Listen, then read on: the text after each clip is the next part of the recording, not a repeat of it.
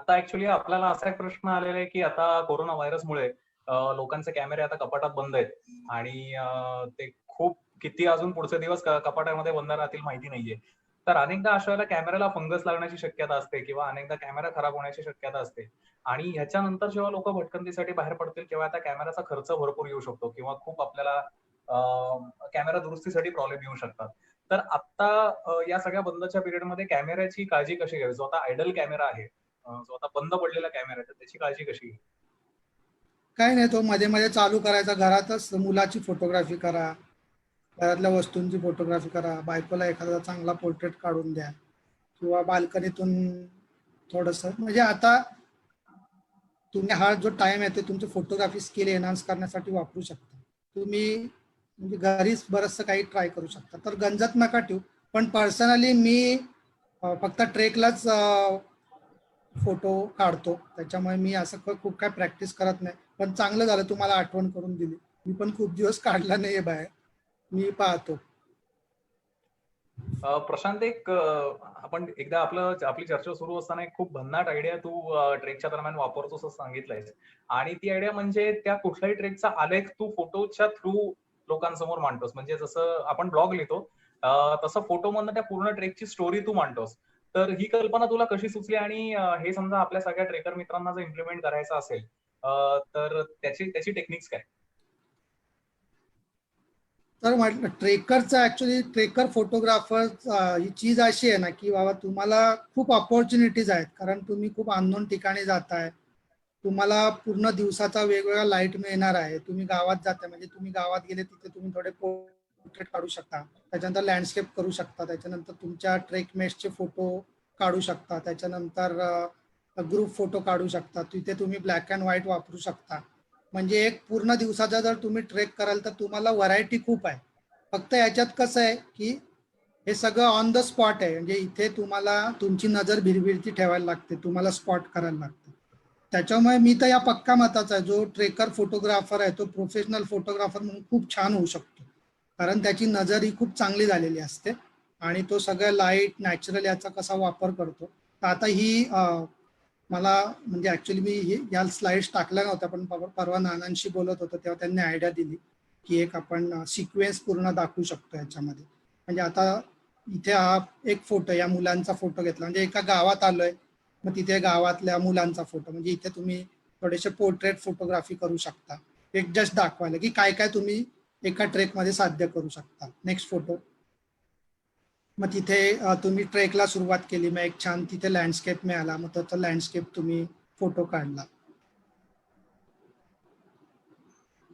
इथे तुमचा दादा आहे माझा तुषार, तर त्याचा मग एक पोर्ट्रेट फोटो केला. म्हणजे इथे पोर्ट्रेट फोटोग्राफी पण तुम्ही तुमच्या ट्रेकमेटची कशी करू शकता.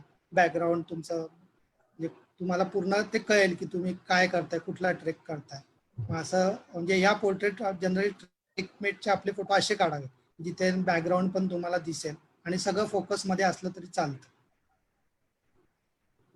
मग ग्रुप फोटो कसे काढावेत, मग हा ग्रुपचा फोटो. मग इथे थोडंसं फ्रेमिंग केलंय, म्हणजे झाडाला एक फ्रेम म्हणून. म्हणजे डझंट मीन की हा बेस्ट फोटो आहे, पण एक जस्ट तुम्हाला सांगायला की मग तुम्ही असं फ्रेमिंगचे पण कन्सेप्ट तिथे वापरू शकता. मग इथे मगाशी हा फोटो आपण बघितला तर इथे तर हा एकाच ट्रेकला काढलेले सगळे फोटो. आणि पुढे तुम्ही जाऊन ब्लॅक अँड व्हाईट वगैरे पण ट्राय करू शकता.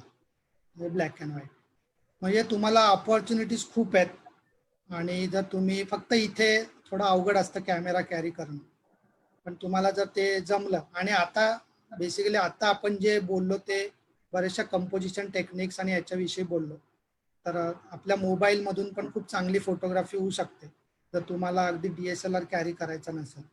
फक्त तुम्ही थोड्याशा कंपोजिशन टेक्निक्सवर भर दिला तर तुमच्या आत्ता जे फोटो येत आहेत मोबाईलमध्ये त्याच्यापेक्षा नक्कीच तुमची म्हणजे लगेचच्या लगेच 50-70% तरी सुधारणा तुमची नक्की होईल.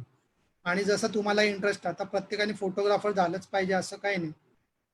तर त्याच्यामुळे पण जर तुम्हाला खरंच याच्यात हे सेशन बघून काय वाटून तुम्हाला वाटलं की मला पण चांगले फोटो काढायचे, तर नक्की तुम्ही मग DSLR घ्या आणि मग पुढे जाऊन तुम्ही अजून एका नेक्स्ट लेवलला जाऊ शकता.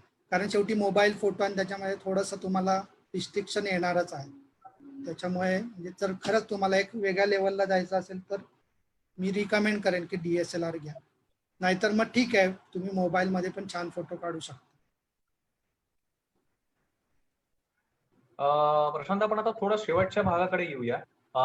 आपला जनरल जो फ्लो होता तो म्हणजे की फोटोग्राफीचे असे वेगवेगळे एलिमेंट जे आहेत, जसं तू ब्लॅक अँड व्हाईट म्हणलास किंवा हिमालयन फोटोग्राफी म्हणलास किंवा किल्ल्यांच्या वास्तूंच्या फ्रेम वापरून काढायची फोटोग्राफी म्हणलास, तर बेसिकली आपला ह्या सेशनचा जो भर होता तो मॅक्झिमम कॉम्पोजिशन टेक्निक्सवर होता, की एखादी फ्रेम कशी कॉम्पोज करावी किंवा असलेल्या एलिमेंट्सचा वापर करून ते फ्रेम मध्ये कसं उतरवावं आणि फोटो कसा कॉम्पोज करावा. पण अनेक जणांचा असा प्रश्न असतो की आम्ही समजा बेसिक फोटोग्राफीला सुरुवात केली, आता आम्हाला कॉम्पोजिशन कळालं, पण अपर्चर म्हणजे काय, शटर स्पीड म्हणजे काय, ISO म्हणजे काय आणि याचं कॉम्बिनेशन कसं साधावं, असा अनेकांचा प्रश्न असतो. किंवा कॅमेऱ्यामध्ये वेगवेगळे मोड असतात, म्हणजे जसं काही स्पोर्ट्स मोड आहे किंवा पी नावाचा एक प्रोग्राम ऑटो नावाचा मोड असतो किंवा AV आणि टीव्ही असे मोड असतात, तर ह्याचे उपयोग काय? तर याबद्दल काय सांगशील? बेसिकली आधी अपर्चर, शटर स्पीड आणि ISO यांच्या कन्सेप्ट नक्की काय आहेत आणि या तिघांचा मेळ साधून आपल्याला फोटो कसे कॉम्पोज करता येतात? ओके, तर फोटोग्राफीमध्ये लाइटिंग हे खूप इम्पॉर्टंट आहे. तर आता तू जे म्हटलंस की ॲपर्चर प्रायोरिटी, शटर प्रायोरिटी, तर basically we are telling camera की तू कुठला लाईट, किती लाईट कॅमेरामध्ये जाऊ द्यायचा. तर जसं मी म्हटलं की एक इव्होल्युशनमध्ये पहिल्यांदा तुम्ही कंपोजिशनवर फोकस करा. मग सेकंड, आता हे सेकंड स्टेज थोडीशी टेक्निकल आहे. त्या टेक्निकलमध्ये आपण कॅमेराचे सेटिंग्स बघणार आहोत. तर आता हे DSLRवर पण असतात किंवा आता प्रो कॅमेरे आलेत मोबाईलमध्ये, तर इथे पण तुम्ही त्याचा वापर करू शकता. तर याच्यामध्ये मेन लाईटसाठी आपण 3 गोष्टी आहेत की ॲपर्चर प्रायोरिटी, शटर स्पीड आणि ISO. या 3 गोष्टी जर तुम्हाला कळल्या याच्यामध्ये तर तुम्ही एकदम लिहिलंया तुमचा कॅमेरा वापरू शकता. तर आता पहिल्यांदा आपण जस्ट म्हणजे DSLR काय असतं. DSLR म्हणजे डिजिटल, म्हणजे DSLR तर D म्हणजे डिजिटल, SLR म्हणजे सिंगल लेन्स, म्हणजे कॅमेराला तुमची एक लेन्स लावण्याची हे असते, म्हणजे सिंगल लेन्स असतं, आणि रिफ्लेक्सर तर म्हणजे एक मिरर असतो आतमध्ये, त्याच्यामुळे त्याला म्हणजे DSLR असं म्हणतात, डिजिटल सिंगल लेन्स रिफ्लेक्सर. ठीक आहे. तर बेसिकली जेव्हा तुम्ही कॅमेरातून बघता तर तुमचा जो जे तुम्ही एक कंपोज करता इमेज आणि तुम्ही कॅमेरातून व्ह्यू फाइंडर मधून ती इमेज कंपोज करता, तेव्हा काय होतं, इंटरनली बऱ्याच गोष्टी होतात. तर इंटरनली काय होतं की तुमच्या लेन्सच्या इथून जो लाईट येतो तो ॲपर्चर मधून आतमध्ये घुसतो. ठीक आहे. मग ॲपर्चर मधून तिथे एक मिरर असतो, असा स्लॅन्टिंग मिरर असतो, तो शटरच्या पुढे असतो. म्हणजे जेव्हा तुम्ही स्टेडी कॅमेरा जाता तो शटरला लागत नाही, तुमचं जे पण हे असतं ते त्या मिररला लागतात. मिररवरून रिफ्लेक्स होतो लाईट आणि नंतर तो परत तुम्हाला व्ह्यू फाइंडर मधून तुम्हाला ती इमेज तुमची रिफ्लेक्ट होते जी तुम्हाला कॅमेराला दिसते. ठीक आहे. तर इथे तुम्हाला कंपोजिशनसाठी तुम्ही व्ह्यू फाइंडर मधून ते बघणार, पण इंटरनली आतमधून त्या ॲपर्चर आणि त्याच्यावरून पूर्ण हे डिसाईड होणार आहे की तुम्हाला काय दिसणार आहे. आणि मग जेव्हा तुम्ही ऍक्च्युली फोटो काढता तर तुम्ही ऑब्झर्व केला असेल की एक क्लिक आवाज येतो. जो क्लिक आवाज होतो तेव्हा काय होतं की जो मिरर असतो, जो आपल्याला व्ह्यू फाइंडरला आपल्याला इमेज दिसत असते, जेव्हा तुम्ही क्लिक करता, क्लिक आवाज येतो तेव्हा तुम्हाला ब्लँक दिसतं. कारण काय होतं, जो मिरर असतो जे तुम्हाला रिफ्लेक्स ऍक्शनने ते रिफ्लेक्शन करून तुम्हाला जी इमेज दाखवत असतो तो परत असा बंद होतो आणि जो लाईट असतो तो शटरला लागतो आणि मग कॅमेराच्या मेकॅनिझम म्हणून ते शटर उघडलं जातं आणि मग सेन्सरला तो लाईट जातो. ठीक आहे. तर म्हणजे असा हा फ्लो आहे DSLR मध्ये. आता मिरर लेस कॅमेरे पण आले, तिथे रिफ्लेक्सरच काढून आले, ते पुढची गोष्ट आहे. पण सध्या DSLR हे मोस्टली लोक यूज करतात. तर DSLR ची कन्सेप्ट अशी. मग याच्यामध्ये तुम्ही बघत असाल की शटर आणि अपर्चर या 2 गोष्टी कॅमेराच्या आतमध्ये असतात.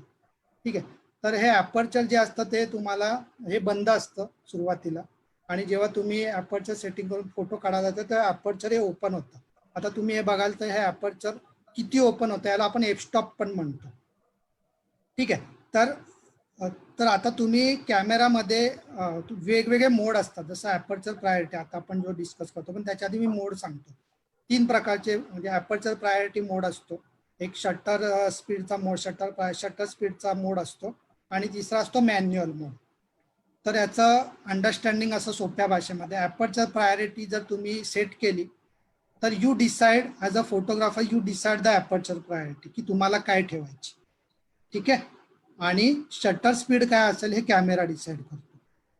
ठीक आहे. ते कॅमेरा कसा डिसाइड करतो, तर इंटरनली सगळं तो लाइटिंग बघतो की ISO काय ठेवलेला आहे, एक्सपोजर कॉम्पेन्सेशन काय, म्हणजे कॅमेरा त्याचा अल्गोरिदम लावून शटर स्पीड डिसाइड करतो. ठीक आहे. तर ही ॲपर्चर प्रायोरिटी. जनरली माझे फोटो मी ॲपर्चर प्रायोरिटीवर काढतो. लँडस्केपसाठी ॲपर्चर प्रायोरिटी हा सोपा मोड आहे प्रॅक्टिस करायला आणि मास्टर करायला. ठीक आहे. तर आता ॲपर्चर प्रायोरिटी हा पहिला मोड, तर आपण आता ते बघू नंतर. मी शटर प्रायोरिटीवर जाईल. त्याला कॅमेरामध्ये AV मोड म्हणतात. ठीक आहे. मे बी मी कॅननचा वापरतो, निकॉनमध्ये काही वेगळं म्हणत असतील तर तुम्ही तेवढं चेक करा. आणि ॲपर्चर प्रायोरिटी मोड म्हणतात. आता ॲपर्चर हे 2.8 पासून 22 पर्यंत आहे.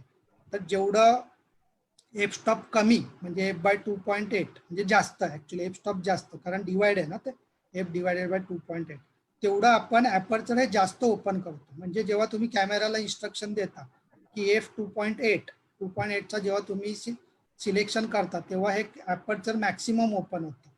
आणि ॲपर्चर मॅक्सिमम ओपन झालं म्हणजे ॲपर्चर हे लाईक तुमच्या डोळ्यासारखं आहे. खूप डोळे मोठे केले तुम्ही की तुमचं जास्त तुम्हाला दिसतं, म्हणजे अंधारात तुम्ही गेले, डोळे मोठे केले तर तुम्हाला ते जास्त दिसतं, कारण लाईट जास्त जातो आतमध्ये. तसं आहे, ॲपर्चर जेवढं जास्त ओपन होईल तेवढं लाईट जास्त जातो कॅमेरामध्ये.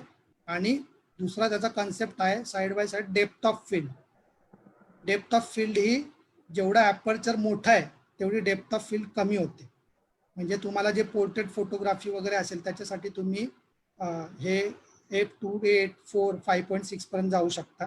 म्हणजे जिथे तुम्हाला शॅलो डेप्थ ऑफ फील्ड म्हणतात. म्हणजे जो फोकस आहे, म्हणजे बाकीचं बॅकग्राऊंड ब्लर होऊन जातं अशी सेटिंग असेल तर. आणि जो ज्या माणसाला किंवा ज्या व्यक्तीला तुम्ही फोकस केलंय तेवढा फोकसमध्ये राहतो, बाकी ब्लर होऊन जातं. आणि लँडस्केप फोटोमध्ये जनरली सह्याद्रीत आपण किंवा कुठेही लँडस्केप फोटोग्राफी करायची असेल तर f8 अँड अबोव जनरली आपण वापरतो. जनरली मी f8 आणि f11 आणि f13 या 3 मध्ये जनरली फोटो काढतो. याचं कारण असं, f16, f22 हे ॲक्च्युली लँडस्केपसाठी सगळ्यात बेस्ट मोड आहेत. पण त्याच्यासाठी तुम्हाला ट्रायपॉड हवा. कारण काय, जेव्हा f16 आणि f22 तुम्ही जेव्हा वापरता तेव्हा कॅमेरामध्ये लाईट खूप कमी जातो आणि त्या लाईटला कॉम्पेन्सेट करायला तुम्हाला शटर हे जास्त वेळ उघडं ठेवायला लागतं कॅमेराला. आणि जेवढा वेळ शटर जास्त वेळ ओपन तेव्हा मोशन ब्लर होण्याचा संभव असतो, कारण हात शेक होतो ना तुमचा. म्हणून जनरली मी माझ्या फोटोग्राफीमध्ये f8, 11 आणि 13 या 3 प्रकारे मी फोटोग्राफी करतो. मी ट्रायपॉड फोटोग्राफी अजूनपर्यंत केलेली नाहीये, पण जर करायची असेल तर लँडस्केपला मी f16 आणि f22 नक्की वापरेन. पण normally on the go photo तिथे f8, 11 आणि 13. म्हणजे मला जेव्हा रेज वगैरे दाखवायचे असतात सनमधले तेव्हा मी f13चा वापर करतो. जनरली 11 आणि 13चा एक्सपेरिमेंट करतो, कारण f11ला मी प्रिफर करतो. पण f11 येत नसेल तर मग f13 वगैरे चा वापर. पण तुम्ही जेव्हा हे f11 पासून 13 पासून पुढे वापरता तेव्हा तुमचा जो कॅमेरा आहे तो खूप तुम्हाला स्टेडी पकडावा लागतो. ती पण एक टेक्निक तुम्हाला शिकावी लागते की कॅमेरा कसा आपल्याला स्टेडी आपण पकडू शकतो. पण तुम्हाला जर पोर्ट्रेट वगैरे जेव्हा करायचे तेव्हा प्रिफरेबली तुम्ही 2.8, 2.8, 4 आणि 5.6 मध्ये तुमचे छान पोर्ट्रेट येऊ शकता. आता हे मी जे तुम्हाला सांगितलं तेच या इमेजमध्ये सांगितलेलं. तर 2.8 मध्ये खाली तुम्ही ती बघाल तर व्हेरी ब्लरी, आणि f22 मध्ये नॉट ब्लरी ॲट ऑल, म्हणजे एव्हरीथिंग इज इन फोकस. तर सोपं आहे, तुम्ही एक्सपेरिमेंट करा. फक्त इथे कसं आहे की तुम्ही थोडं आउटडोअरमध्ये ते फोटो काढून बघा, कारण तुम्हाला आउटडोअरमध्ये, घरी जर तुम्ही ट्राय केलं तर एवढे चांगले इफेक्ट येणार नाही, पण तुम्ही आउटडोअरमध्ये सगळे ट्राय करा आणि तुम्हाला समजेल की हे कसं वर्क होतं. तर मोस्टली मी हे टेक्निक यूज करतो ॲपर्चर प्रायोरिटी, आणि माझे mostly photos f8 to f13 मधलेच असतात, कारण मी हँड हेल्ड फोटोग्राफी करतो. तर तुम्हाला जर बघायचं असेल कॅमेरामध्ये तर AV मोडमध्ये तर तुम्ही बघाल तिथे f11 सेट केलेलं आहे. तिथे म्हणजे f11 you as a photographer are setting that value, तुम्ही सेट करताय ती व्हॅल्यू. आणि मग बाकीचं जे आहे, आणि इथे ISO पण ऑटो ठेवलाय, शेजारी ISO आहे ते आपण नंतर बघू. तर म्हणजे इथे कॅमेरा डिसाईड करेल ISO काय ठेवायचा आणि शटर स्पीड काय ठेवायची. तर सिंपल आहे की तुम्ही AV ऍडजस्ट करायचा आणि कॅमेरा त्याचं इंटरनली डोकं वापरून बाकीचं ऍडजस्ट करेल. आता मी जे बोललो हेच फोटोमध्ये दाखवलंय. आता ही पोर्ट्रेट फोटोग्राफी केली आहे वेगवेगळ्या मोडने. तुम्ही बघाल F1.4 मध्ये बॅकग्राऊंड कसं पूर्ण ब्लर आहे आणि F16 मध्ये बॅकग्राऊंड टू सब्जेक्ट हे सगळं फोकसमध्ये. आणि मग त्याच्या इंटरमिजिएट स्टेप बघा, म्हणजे 1.4 पासून 2.8 मध्ये गेलं तर थोडीशी क्लॅरिटी आली बॅकग्राऊंडला. अजून पण ब्लरच आहे पण आधीपेक्षा थोडीशी क्लॅरिटी आली. 4 ला अजून क्लॅरिटी आली. 8, 11 मग क्लिअर होत गेलं आणि F16 ला मॅक्सिमम क्लॅरिटी आली. तर जसं मी तुम्हाला टिप्स सांगितलं की लँडस्केपसाठी 8, 11, 13 आणि याच्यासाठी ऑफकोर्स तुमच्या लेन्सने पण ते सपोर्ट केलं पाहिजे, पण 5.6 तर बऱ्याच सगळ्या लेन्सला तुम्हाला मिळून जातं पोर्ट्रेटसाठी. आणि 8, 11, 13 तर सगळ्याच मध्ये असतं, 16 पर्यंत असतात. काही ॲडव्हान्स कॅमेराला अजून 22 आणि अजून जास्त असू शकतं, माहित नाही, पण 22 पर्यंत मी बघितलं. ठीक आहे. तर ॲपर्चर प्रायोरिटी, तर तुम्हाला होमवर्क म्हणून तुम्ही ॲपर्चर प्रायोरिटी ट्राय करा. आउटडोर म्हणजे आता लगेच जाऊ नका कुठे बाहेर, पण त्यातल्या त्यात बाहेर थोडंसं तुम्ही ट्राय केलं तर तुम्हाला जास्त आयडिया येईल. आणि यूट्यूबला खूप भारी व्हिडिओज अवेलेबल आहेत. या ट्रेनिंगने तर काही एवढा फरक नाही पडणार, पण यूट्यूबला तुम्ही म्हणजे जस्ट एक गाईडलाईन म्हणून दार आहे जे काही मी सांगतोय ते, but you have to master it on your own. खूप यूट्यूबला तुम्हाला व्हिडिओज मिळतील याचे. नेक्स्ट कन्सेप्ट आहे शटर स्पीड. मग इथे शटर स्पीड जर तुम्ही मोड घेतला, TV मोड घेतला, जनरली TV मोड आहे कॅननमध्ये, तर त्याच्यामध्ये you decide on the shutter speed आणि ॲपर्चर प्रायोरिटी आणि ISO आणि बाकीच्या गोष्टी ज्या आहेत त्या कॅमेरा डिसाइड करतो. तर इथे शटर स्पीड जनरली आपण कुठे वापरतो, कुठल्या फोटोग्राफीसाठी, तर जनरली मोशन फोटोग्राफी जी असते, म्हणजे एखादी तुम्ही जसं आता समजा फरारी वगैरे किंवा तुमच्या फॉर्म्युला 1 चॅम्पियनच्या काही आहेत, किंवा कोणी क्रिकेट खेळत आहे किंवा मग फुटबॉलचं मॅच चाललेली आहे, किंवा एखादं काही गोष्टी तुम्हाला मोशनमधले एकदम पटकन कॅप्चर करायची, तर शटर स्पीड हा फास्ट पाहिजे एकदम. तर 1/500 म्हणजे हा फास्टेस्ट शटर स्पीड आहे आता या ग्राफनुसार. तर म्हणजे मोशन फोटोग्राफीसाठी शटर स्पीड तुमचा एकदम फास्ट पाहिजे. का? कारण शटर जास्त वेळ जेवढं उघडं राहील तेवढी मोशन ब्लर होईल तुमचं. आणि मोशन ब्लर म्हणजे आता खाली दाखवले 1/2 वगैरे जे दाखवते मोशन ब्लर. तर जनरली आपण लँडस्केपमध्ये वॉटरफॉल फोटोग्राफी जिथे करतो, म्हणजे तुम्हाला नाही का दिसतं ते सिल्की वॉटर दिसतं किंवा मिल्की दिसतं, तर तिथे आपल्याला स्लो शटर स्पीडचा उपयोग होतो. कारण तिथे आपलं शटर हे खूप वेळ जास्त ओपन राहतं आणि तिथे मग तो फील येतो, म्हणजे कॅमेरा बराच वेळ त्याचं शटर ओपन असतं, तेवढा वेळ तो इमेज कॅप्चर करत असतो आणि त्याच्यामुळे ते एक मिल्की फिलिंग येतं. त्याच्यानंतर स्लो शटर स्पीड अजून कुठे वापरतात, तर तुमच्या ॲस्ट्रो फोटोग्राफीमध्ये. तर तिथे तर म्हणजे 1 मिनटं 2 मिनटं किती पण तुम्ही ते ओपन ठेवू शकता आणि तुमच्या ज्या आकाशगंगा वगैरे दिसतात तिथे या टेक्निकचा तुम्हाला खूप उपयोग होतो. तर पर्सनली मी खूप काही शटर स्पीडची फोटोग्राफी केली नाही, इच्छा आहे, पण ऑलरेडी ट्रेकच माझे एवढे होतात की मी असं डेडिकेटेड कधी गेलो नाही फोटोग्राफी करायला. पण हो, मला पण करायला आवडेल ही शटर स्पीडची फोटोग्राफी. आता इथे पण शटर स्पीडच्या वेगवेगळ्या सेटिंग दाखवल्या की TV मोड मध्ये तुम्हाला तिथे तुम्ही सेट करू शकता. तुम्हाला जर काही डोक्यावरून जात असेल तर नक्की यूट्यूबला नक्की व्हिडिओ बघा. एक सुधीर शिवराम म्हणून एक खूप नावाजलेले फोटोग्राफर आहेत, तर त्यांचे व्हिडिओज बघा तुम्ही. तर त्यांनी एक त्यांचा छोटा कोर्स आहे 40 मिनिटाचा, नाव लिहून घ्या वाटले, सुधीर शिवराम फोटोग्राफी. तर त्यांचा 40-45 मिनिटाचा एक छान व्हिडिओ आहे, त्याच्यात तुम्हाला हे सगळं बेसिक त्यांनी खूप सुंदर पद्धतीने एक्सप्लेन केलेलं आहे. तुम्हाला याच्यात सगळं कळेल की एक सेटिंग्स काय आहेत.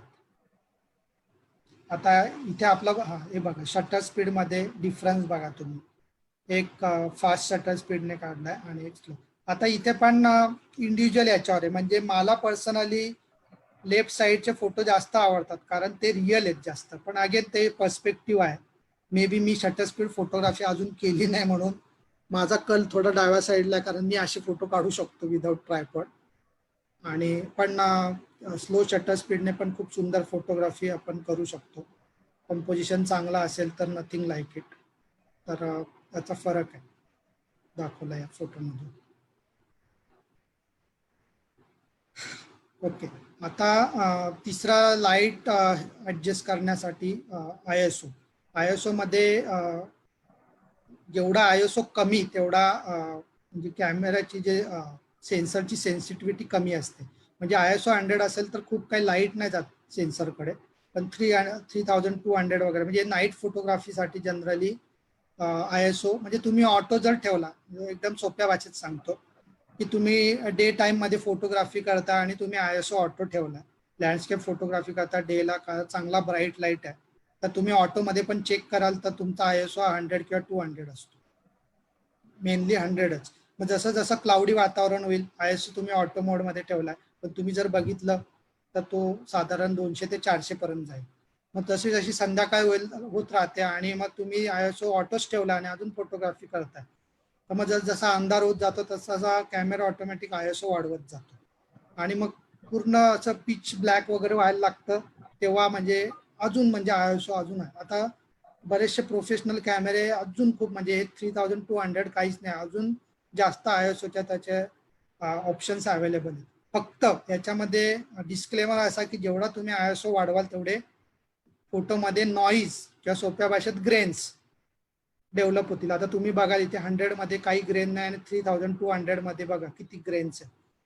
म्हणजे तुम्ही बऱ्याच वेळाला ऑब्झर्व करत असाल तुमच्या मोबाईल फोटोमधून पण किंवा कॅमेरामधून पण, की रात्रीचे फोटो तुम्हाला दिसताना बरोबर दिसतात जेव्हा तुम्ही व्ह्यू फाइंडर मध्ये बघतात, पण जेव्हा तुम्ही पोस्ट करायला जातात तेव्हा दिसतं की अरे खूप ग्रेन्स आले त्याचे. तर ते ग्रेन्स का आले, तर ISO त्याचा हाय होता म्हणून.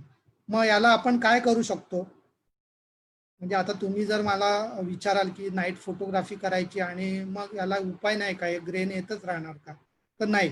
तर मग तुम्ही मॅन्युअली ISO सेट करा, ठीक आहे. म्हणजे 800 पर्यंत जा किंवा 400 पर्यंत जा. पण आता तुम्ही ISO एकदम कमी केलाय तर मग तुम्हाला एक तर शटर स्पीड तुमचा खूप वेळ जास्त ओपन राहील, ठीक आहे. मग त्याच्यामुळे तुम्हाला, कारण कॅमेराला तेवढा लाईट पाहिजे, नाहीतर मग काय होईल, फोटो पूर्ण ब्लॅक येईल, कारण तुम्ही ISOचं जे रिक्वायर्ड सेटिंग होतं ते दिलं नाही कॅमेराला, मग फोटो तुमचा पूर्ण ब्लॅक होईल. मग काय करणार, तुम्ही ISO जर कमी केला तर तुमचा शटर स्पीड तुम्हाला वाढवायला लागतो किंवा कॅमेरा पण ते वाढवतो, पण तुम्ही जर हँडहेल्ड करत असाल तर मग तो परत ब्लर येईल. मग तिथे तुम्हाला ट्रायपॉड जर तुम्ही वापरला तर मग लो ISO मध्ये पण तुम्ही नाईट फोटोग्राफी उत्तम पद्धतीने विदाउट एनी ग्रेन्स तुमचा फोटो येईल. पण मग तिथे तुम्हाला ट्रायपॉड हा खूप गरजेचा आहे to maintain the shutter speed. म्हणजे मोठा शटर स्पीड असेल तर तेवढं हलणार नाही कॅमेरा, म्हणजे तो ट्रायपॉडवरच पाहिजे. तर पुढे जाऊन मग आता हे basically these are called exposure triangles. Next slide. हे ISOची सेटिंग आहे. तर ISOचं बटन असतं किंवा तिथे मग त्या ISOवर क्लिक केल्यानंतर तुम्ही ती सेट करू शकता. तर जनरली मी 100 ते 200 मध्ये लँडस्केप फोटोग्राफी होते. संध्याकाळी जर तुम्हाला वाटलं की ISO काही सेट करायचा वेगळा, तुम्ही करू शकता. आता एक ग्रेन्स नॉईज पण तुम्ही पोस्ट प्रोसेसिंग मध्ये कमी करू शकता, पण इट्स बेटर की तुम्ही फोटोच विदाउट नॉईज घ्याल, कारण मग तो खूप आर्टिफिशियल फोटो लागतो. जर तुम्ही प्रोसेस केला आणि त्याचा नॉईज पूर्ण घालवायचा प्रयत्न केला युजिंग लाईट रूम और काही तुमचं जे सॉफ्टवेअर आहे, तर मग ते खूपच आर्टिफिशियल फोटो वाटतात, मग त्याला मजा नाही राहत.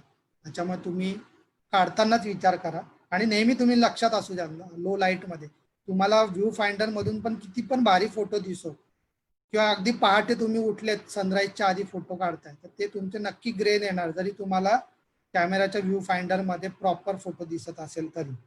तर हे नेहमी तुमचं बॅक ऑफ माइंड ठेवायचं की ISOची सेटिंग काय पाहिजे. आणि आता हा तुम्हाला होमवर्क, आता हे मी तुम्हाला सगळं एक्सपोजरचं सांगितलेत वेगवेगळे parameters ISO aperture shutter speed. तर हे 3 तुम्हाला म्हणजे त्रिकूट जर तुम्हाला कळलं तर तुम्हाला म्हणजे तुम्ही मग कॅमेरा एकदम स्मूथली हँडल करू शकता. तर हे लक्षात ठेवा एक्सपोजर ट्रायंगल. आता जे मी काय सांगितलं की तुम्ही अपर्चर प्रायोरिटी जेव्हा तुम्ही सेट करता तेव्हा आयएसओ आणि शटर स्पीड कॅमेरा करतं. शटर स्पीड जेव्हा तुम्ही सेट करता तेव्हा अपर्चर आयएसओ कॅमेरा करतं. आणि आयएसओ जेव्हा तुम्ही सेट करता तेव्हा शटर स्पीड आणि अपर्चर हे कॅमेरा, तो एक पी मोड आहे मगाशी तू सांगत होता. तर असे 3 मोड अवेलेबल आहेत आणि एक मॅन्युअल मोड आहे. हा म्हणजे असं म्हणतात की प्रोफेशनल फोटोग्राफर खूप वापरतात. मग मॅन्युअल मोडमध्ये तुम्ही सगळं आयएसओ, शटर स्पीड आणि अपर्चर हे तुम्ही सेट करता. पण मग त्याच्यासाठी तुमचा खूप अभ्यास पाहिजे. तुम्हाला प्रत्येक फ्रेमला कळलं पाहिजे की हे काय सेट करायचं. तिथपर्यंत जर तुम्ही पोहोचलात तर मग तुम्ही खरंच नेक्स्ट लेवलची फोटोग्राफी तुमची होऊ शकते. प्रशांत, खूप सुंदर पद्धतीने तू या सगळ्या तांत्रिक गोष्टी तू उलगडून सांगितल्यास. आपण आपल्या मुलाखतीच्या शेवटच्या प्रश्नाकडे येऊ. अनेक जणांचा असा प्रश्न असतो की फोटो तर खूप सुंदर येतात, पण त्याच्यातली थोडीशी एनहान्समेंट जी असते, त्याची एक जी पुढची स्टेप असते, तर ती स्टेप म्हणजे पोस्ट प्रोसेसिंग. तर हे पोस्ट प्रोसेसिंग कसं करावं? कारण आपण फोटोशॉप किंवा लाईट रूम उघडल्याच्या नंतर आपल्याला 100 ऑप्शन दिसतात. त्यातले नक्की आपल्या कामाचे कुठलेही आपल्याला कळत नाहीत, किंवा आपला फोटो कुठल्या टाईपचा आहे आणि त्याच्यासाठी नक्की त्यातल्या कुठल्या मेथड्स वापराव्यात हे आपल्याला माहिती नसतं. तर पोस्ट प्रोसेसिंग म्हणजे नक्की काय? आणि दुसरी गोष्ट म्हणजे त्याच्यासाठी चांगली सॉफ्टवेअर्स कुठली, आणि त्याच्यामध्ये नक्की काय केलं जातं? आपण थोडंसं शेवटच्या भागाकडे आलोय. हा प्रश्न झाल्याच्या नंतर समजा आपल्या व्ह्युअर्सचे जर काही प्रश्न असतील तर ते आपण घेऊ, आणि आपण आजचा कट्टा कन्क्लूड करू. ओके, आता एडिटिंग हा खूपच महत्वाचा घटक आहे फोटोग्राफी मधला, असं मी तरी मानतो. कारण मी एवढं वर्ष फोटोग्राफी करत होतो, जिथे माझं एडिटिंग कमी होतं तर ते मला म्हणजे I was not proud of my photos. तर प्रोसेसिंग हा एक महत्वाचा फॅक्टर आहे. तर आता प्रोसेसिंगसाठी तुमचे बरेचसे सॉफ्टवेअर अवेलेबल आहेत. तर मी पर्सनली म्हणजे एक आता सगळ्यांना मोबाईलमध्ये अवेलेबल आहे स्नॅपसीड म्हणून. ते मोबाईल फोटोग्राफीसाठी किंवा बाकी पण तुम्ही एडिटिंगसाठी वापरू शकता. मी पर्सनली लाईट रूम वापरतो मोस्टली, आणि कधी कधी फोटोशॉप. आता लाईट रूम आणि फोटोशॉप हे ॲडोबेचा सॉफ्टवेअरचा पार्ट आहे. तर हे ॲक्च्युली मी एक्सपेन्सिव्ह व्हर्जन घेतलं, कारण मी ते क्लाउडवरचं व्हर्जन घेतलं, पेड व्हर्जन. तर साधारण 9,000 रुपये पर इयरचे त्याचे चार्जेस असतात. ते ऑटोमॅटिकली पर मंथ तुमचे कट होतात, क्रेडिट कार्ड, डेबिट कार्ड, जे पण तुमची सेटिंग आहे. तर पण तुम्ही इनिशियली स्नॅपसीड वगैरे तुम्ही वापरू शकता. इनफॅक्ट मला माहीत नाही बाकीचे प्रोफेशनल फोटोग्राफर बरेचसे तर फोटोशॉपच वापरतात. पण फोटोशॉप हे खूप आधीपासूनचं आहे. लाईट रूम नंतर फोटोशॉपमध्ये कसं बऱ्याच गोष्टी करता येतात. जे जे मल्टीमीडियावाले किंवा इमेज स्वतःचे लोगोज वगैरे बनवणारे असतात, अशा लोकांसाठी पण फोटोशॉप म्हणजे फोटोशॉप खूप वास्ट आहे. मग त्याच्यातलं त्यांनी फिल्टर आउट करून लाईट रूम बनवलंय अडोबॅनने, म्हणजे इट्स डेडिकेटेड फॉर फोटोग्राफी. तर मला लाईट रूम खूप कन्व्हिनियंट वाटतं वापरायला. तर मी ते लाईट रूम मी स्वतःच शिकलो. लाईट रूम मध्ये ॲडोबेच्या स्वतःच्या ट्युटोरियल्स आहेत, किंवा इंटरनेट. बघा, इंटरनेट तर सगळं भंडार आहे. मी सगळं जे काही डेव्हलप केलं ते सगळं इंटरनेटवरून वाचून स्टडी करूनच केलं. तर लाईट रूम पण स्वतःच सगळं शिकलो, एक एक स्टेप सगळी बघून. तर लाईट रूम मध्ये जनरली मी जसं सांगितलं की मी रॉ मध्ये फोटो काढतो. असं काही नाही की जेपेग मध्ये पण तुम्ही करू शकता लाईट रूम मध्ये प्रोसेस. पण रॉचा फायदा मागे मी जसं सांगितलं की एकच फाईल तुम्ही वेगवेगळ्या प्रकारे प्रोसेस करून तुमची ओरिजिनल फाईल तशीच राहते, कारण त्याच्यावर तुम्ही लेयर्स टाकत जातात तुमच्या एडिटिंगचे. त्याच्यामुळे एकच फोटो तुम्ही म्हणजे आता हा डाव्या साईडचा फोटो हा रॉ रॉ फोटो आहे, आणि उजव्या साईडचा फोटो हा प्रोसेस फोटो आहे. तर हा रॉ फोटो हा आयुष्यभर तसाच राहील माझ्याकडे. म्हणजे मी आता हा उजव्या साईडचा फोटो आहे, तो कधीच ओव्हरलॅप नाही होणार. तर रॉ फोटोची फाईल इमेज जी आहे ती तशीच्या तशी राहील.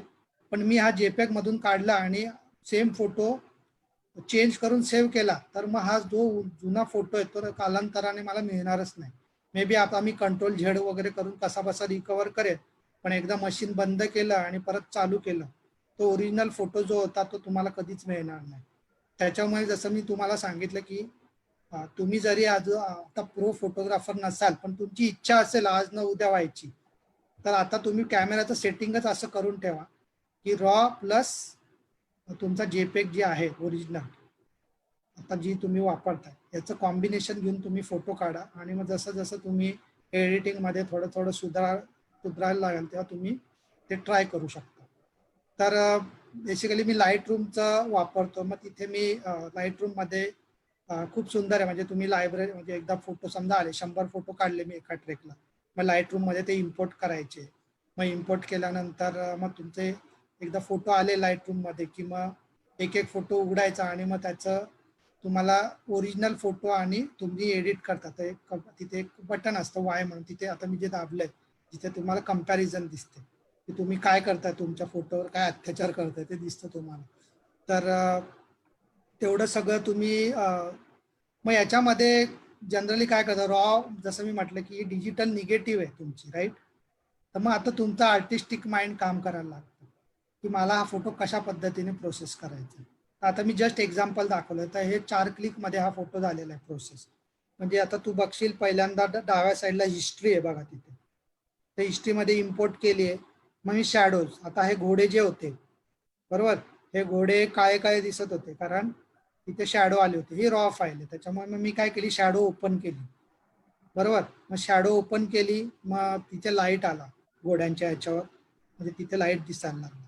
मग हायलाइट्स, मग हायलाइट्समधून हायलाइट्स मी कमी केलेत. हायलाइट जेव्हा कमी करतात तेव्हा तुम्हाला डिटेल्स मिळतात फोटोमधले. म्हणजे आता बर्फ असेल मग बर्फातले ते डिटेल्स, आकाश असेल आकाशातले डिटेल्स. आणि मग मी इथे एक्सपोजर वाढवलं. जसं मी म्हटलं बघा तुम्हाला स्नो फोटोग्राफीला तुम्हाला एक्सपोजर वाढवणं गरजेचं आहे कारण तुमचा जो बर्फ आहे तो पांढरा असतो पण तो कॅमेऱ्यात समहाऊ एकदम असा पांढरा येत नाही, शुभ्र येत नाही. मग त्याच्यासाठी एक्सपोजर. पुढचे तर मी टाइमपासच केलेत म्हणजे ते असेच आलेले आहेत. पण या 4 सेटिंगमध्ये हा डावा साईड आणि उजव्या साईडचा फोटो प्रोसेस झाला. मग याच्यामध्ये तुम्ही बरंच काय काय करू शकता. मग इथे कॉन्ट्रास्ट, आता ब्लॅक अँड व्हाईटमध्ये तुम्ही इथे डॉजिंग अँड बर्निंग नावाची एक टेक्निक असते, तिथे ती तुम्ही वापरू शकता. म्हणजे डॉजिंग अँड बर्निंगमध्ये तुम्ही कॉन्ट्रास्ट फोटोमध्ये टाकू शकता. म्हणजे ब्लॅक जे असतात ते ब्लॅक करू शकता, व्हाईट ते अजून व्हाईट करू शकता, जेणेकरून कॉन्ट्रास्ट तिथे फोटोमध्ये येईल. त्याला डॉजिंग अँड बर्निंग टेक्निक म्हणतात. हे आधी पूर्वीच्या काळी इतके अवघड प्रकार होते प्रोसेस करायचे कारण ते लॅबमध्ये करायला लागायचे. पण आता तुम्हाला इतकं सोपं झालंय सगळं डिजिटली, तर तुम्ही जरूर त्याचा वापर केला पाहिजे.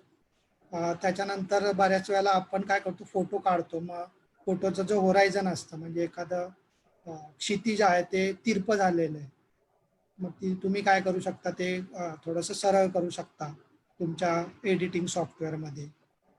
त्याच्यानंतर काय एखादा फोटो तुम्हाला क्रॉप करायचा आहे, मग तो क्रॉपिंगचे टूल्स अवेलेबल आहेत.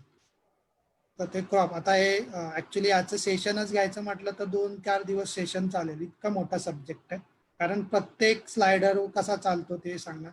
पण तुम्हाला एक मी कल्पना देतोय सो दॅट तुम्हाला ऍटलीस्ट आयडिया येईल की एडिटिंग टूल काय तुम्हाला केपेबिलिटी देऊ शकतो. त्याच्यानंतर बऱ्याच वेळा काय होतं की तुम्ही छान फोटो काढलाय पण तुम्हाला आकाशातले डिटेल्स थोडेसे हवेत, पण आकाशातले डिटेल्स पाहिजे. मग तुम्ही काय करायचं ते सिलेक्ट करू शकता तेवढाच पार्ट जे तुम्हाला चेंज करायचा आहे. म्हणजे ते पार्शल सिलेक्शन करून मग तेवढाच पार्ट तुम्ही चेंज करू शकता. मग त्याच्यानंतर जसं मी काही काही फोटोमध्ये काही काही गोष्टी उडवल्यात तुम्हाला सांगितलं, जसं इलेक्ट्रिक वायर्स किंवा डिस्ट्रॅक्टिंग एलिमेंट्स उडवलेत, मग ते पण उडवायला तुम्ही हिलिंग टेक्निक वापरू शकता. किंवा मग फोटोशॉपमध्ये तर मी जनरली काही उडवायचं असेल तर फोटोशॉपचा उपयोग करतो. तर तिथे तुम्ही त्या गोष्टी फक्त तुम्ही लक्षात ठेवायचं की तुमचा फोटो तुम्हाला जो दिसलाय ना तसा जेवढा क्लोज तुमचा तुम्ही दाखवू शकाल तेवढं जास्त चांगलं आहे. कारण फोटोशॉपमध्ये पण बऱ्याच तुम्ही काय काय वापरू शकता. पण मी पर्सनली खूप काही चेंजेस नाही करत. जसं मी सांगितलं की डिस्ट्रॅक्टिंग फक्त गोष्टी ज्या असतात त्या मी काही वेळेला काढून टाकतो. Colour adjustment, saturation adjustment, white balance, म्हणजे तुमचा कलरिंग कसं पाहिजे. म्हणजे जसं 5-6 वाजता जनरली, जसं आता तुम्हाला एक्झाम्पल देतो की तुम्ही सूर्यास्ताच्या वेळेला किंवा सूर्योदयाच्या वेळेला एखादा फोटो काढलाय पण त्याचा व्हाईट बॅलन्स चुकीचा झालाय तुमच्या कॅमेरामध्ये, म्हणजे तो ब्ल्यू झालाय, तर तुम्हाला ते ब्ल्यू टोन दिसतील फोटोमध्ये, पण तो वॉर्म टोन असायला हवे होते कारण तो तुम्ही सूर्यास्त किंवा सूर्योदयाला काढलाय. मग ही जी व्हाईट बॅलन्सची सेटिंग जी आहे ती तुम्ही डायरेक्ट रॉ फाईलमध्ये तुम्ही डायरेक्ट चेंज करू शकता, पण ती जेपेग मध्ये तुम्हाला चेंज करायला अवघड जाते. त्याच्यामुळे मी स्ट्रेस करेन, तर तुम्हाला खरंच एक मनापासून तुमचा फोटो प्रोसेस करायचा असेल तर रॉ फाईल शिवाय पर्याय नाही. जेपेग मध्ये तुम्ही करू शकता, पण त्याला एक शेवटी तुमचं त्याला लिमिटच असेल. आणि बऱ्याच वेळेला कुठलाच फोटोग्राफर हा चूक म्हणजे परफेक्ट असतो असं नाही. काही काही वेळेला चूक पण होऊ शकते. मग त्या चुका ज्या आहेत तुम्ही त्या पोस्ट प्रोसेसिंग मध्ये तुम्ही नक्की दुरुस्त करू शकता. मग अजून याच्यामध्ये पोस्ट प्रोसेसिंग मध्ये बऱ्याच वेळा काय होतं की जसं तुम्ही केव्ह मध्ये फोटो काढताय किंवा डोंगरांच्या ज्या आउटलाईन आहे तिथे एक तुम्ही भर उन्हामध्ये फोटो काढला तर एक क्रोमॅटिक ॲब्रेशन नावाचा प्रकार येतो. म्हणजे तुम्ही ऑब्झर्व केला तर तिथे एक अशी लाईन दिसते डोंगरांवर आउटलाईन सारखी.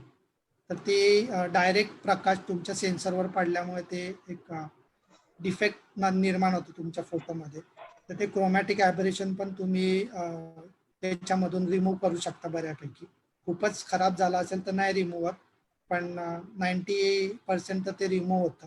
मग तुम्हाला ते अगली लाईन्स असं आउटलाईन दिसत नाही कुठे. म्हणजे अशा लाल लाल रंगाची किंवा भलत्याच कलरची ती आउटलाईन दिसते. तर ते क्रोमॅटिक ॲबरेशन तुम्ही बघू शकता. त्याच्यानंतर तुम्ही इथे हिस्टोग्राम तुमचा बघू शकता. हिस्टोग्रामचा म्हणजे सोप्या भाषेत तुमच्या फोटोमध्ये डार्क शेड किती आहेत आणि व्हाईट शेड किती आहेत, तर ते हिस्टोग्रामने तुम्ही वाचू शकता. ते तुम्ही कॅमेऱ्यातही बघू शकता. म्हणजे काय होतं बऱ्याच वेळेला आपण एखादा फोटो घेतला आणि आपल्याला हिस्टोग्राम वरूनच आपण तो सांगू शकतो की हा अंडर एक्सपोज आहे, ओव्हर एक्सपोज आहे, की करेक्टली एक्सपोज आहे. म्हणजे एखादा फोटो घेतला, समजा पोर्ट्रेट फोटो घेतला आणि तुम्ही हिस्टोग्राम बघितला, तर तुम्हाला वाटलं की हिस्टोग्रामचे जे पॉईंट्स आहेत, आता हिस्टोग्राम हा तुम्हाला उजव्या साईडला दिसतोय, जे वरती असे चार्ट्स आहेत, ग्राफ येतो हिस्टोग्रामचा. जेवढा डाव्या साईडला असतो तेवढे डार्क पॉईंट जास्त असतात आणि जेवढा उजव्या साईडला असतो तेवढे व्हाईट म्हणजे ब्राईट साईड तिथे जास्त असते. तर जनरली मध्यभागी असेल तर आपण म्हणू शकतो की हा करेक्टली एक्सपोज आहे. पण again it depends on frame to frame. पण मित्रांनो शेवटी एक लक्षात ठेवा, खूप टेक्निकल मध्ये घुसायला लागला तर तुम्ही बॅटिंग करणंच विसरून जा. आपला एक फलंदाज होता संजय मांजरेकर, तो इतका टेक्निकल खेळायला गेला, शेवटी क्रिकेट बॅटिंगच विसरून गेला. तसं नका होऊ दे. तर बेसिकली हे शेवटी तुम्हाला तुमच्या फोटोग्राफीचा आनंद नाही हिरवून घेतला पाहिजे याने. तर तुम्ही याचा फक्त एक तुम्हाला मदत म्हणून तुम्ही उपयोग करा याचा. आणि मलाही अजून बऱ्याचशा टेक्निकल गोष्टी येत नाही, पण जेवढं मला लागतं फोटो एक लँडस्केप फोटो एडिट करायला तेवढं मी करतो. आता याच्यामध्ये बॅकग्राऊंड चेंज करणारे पण लोक आहेत. म्हणजे आता हे जे निळ बॅकग्राऊंड दिसतं तिथे भलतंच तुम्ही ढगबीग पण लावू शकता वेगळ्याच फ्रेमचे. त्या लेवलला मी गेलो नाही अजून, जाणार पण नाही बहुतेक, कारण जेवढं नॅचरल ठेवता येईल तेवढं ठेवायचा प्रयत्न करूया. पण जर एक आर्टिस्टिक व्ह्यू घ्यायचा असेल तर नक्कीच ते पण आपण ट्राय करू शकतो. आणि शिकायला तर तुम्ही काही पण शिकाय, सगळं तुम्हाला या ज्या टेक्निक्स आहेत त्या जर माहिती असल्या तर तुमची रेंज वाढते ना, की उद्या काय आपण करू शकतो. एक दुसरा अजून एक फोटो जस्ट एक्झाम्पलला दिला, ह्या रॉ मध्ये कसा दिसतो आणि हा एडिट केल्यावर कसा दिसतो. हे पण 5 ते 6 याच्यामध्ये हा फोटो एडिट केलाय. पहिल्यांदा बघाल तुम्ही शॅडोज हे केल्यात, ओपन केल्यात, थोडं एक्सपोजर वाढवलंय. डी हेज म्हणजे थोडंसं हेजिंग येतं तेव्हा डी-हेज ऑप्शन आपण वापरू शकतो, म्हणजे थोडी क्लॅरिटी वाढते आपल्या फोटोची. मग हायलाइट्स थोडेसे कमी केलेत, थोडेसे डोंगरामधले वगैरे थोडे डिटेल्स घ्यायला असं. आणि हे शेवटी युनिक प्रोसेस आहे. म्हणजे हा फोटो अजून मी स्वतः थोड्या दिवसांनी एडिट करेल तर कदाचित थोडा वेगळा करेल. ही क्रिएटिव्ह प्रोसेस आहे आणि ही इंडिव्हिज्युअल टू इंडिव्हिज्युअल डिफर होऊ शकते. त्याच्यामुळे there is nothing right or wrong in post processing. फक्त तुम्ही करता तर तुम्ही स्वतःला तो आवडला पाहिजे आणि तुम्ही स्वतःला कम्प्लीट करून पुढच्याला अजून कसा चांगला होऊ शकतो तर याचं तुम्ही अभ्यास करत राहिला पाहिजे. तर मी याच्याविषयी एवढंच सांगेन की हे post processing is also an integral part of overall photography. तुम्हाला जर तुमची फोटोग्राफी नेक्स्ट लेवलला घ्यायची असेल तर तुम्हाला कंपोजिशन पासून, कॅमेरा सेटिंग पासून, पोस्ट प्रोसेसिंग हे तुम्ही तिघं जेव्हा मास्टर कराल तेव्हाच तुमचा एक फोटो नेक्स्ट लेवलला येईल. थँक्यू. प्रशांत, शेवटचा आपण एक प्रश्न घेऊ. चेतन राजगुरू याने हा प्रश्न विचारलेला आहे की झूम बर्स्ट फोटोग्राफी ही तू कधी ट्राय केली आहेस का आणि केली असशील तर त्याची मेथड सांग. नाही केली मी ट्राय. Okay okay. मित्रांनो, आज आपलं एक खूप सुंदर सेशन आपलं आज रंगलेलं आहे. जनरली फोटोग्राफी आणि मी भटकंती हे मगाशी मी जसं म्हणलं की तुम्ही जनरली कुठेही जरी गेलात आणि तुमच्याकडे भले कुठलं इक्विपमेंट नसेल, साध्या मोबाईलच्या मदतीने सुद्धा तुम्ही अतिशय सुंदर फोटो काढू शकता. आणि खरं तर हा 1 किंवा 2 तासात न संपणारा विषय. अ, अ, महिन्याचे वर्षाचे कोर्स फोटोग्राफीसाठी घेतले जातात. आज प्रशांतनी आपल्याला फक्त एक इंट्रोडक्टरी पार्ट समजावला. त्यांनी मगाशी जसं सांगितलं तसं तुम्हाला काही समजा काही शंका असतील किंवा समजा तुम्हाला काही त्याला प्रतिक्रिया जर द्यायच्या असतील तर नक्की तुम्ही प्रशांतला कॉन्टॅक्ट करू शकता. प्रशांत, मी इथे तुझे आभार मानतो. अतिशय सुंदर आणि सहज सोप्या ओघवत्या पद्धतीने तू आपल्या सगळ्या व्ह्युअर्सना आज फोटोग्राफीची टेक्निक समजावून सांगितलीस. त्याबद्दल तुझे मनःपूर्वक धन्यवाद.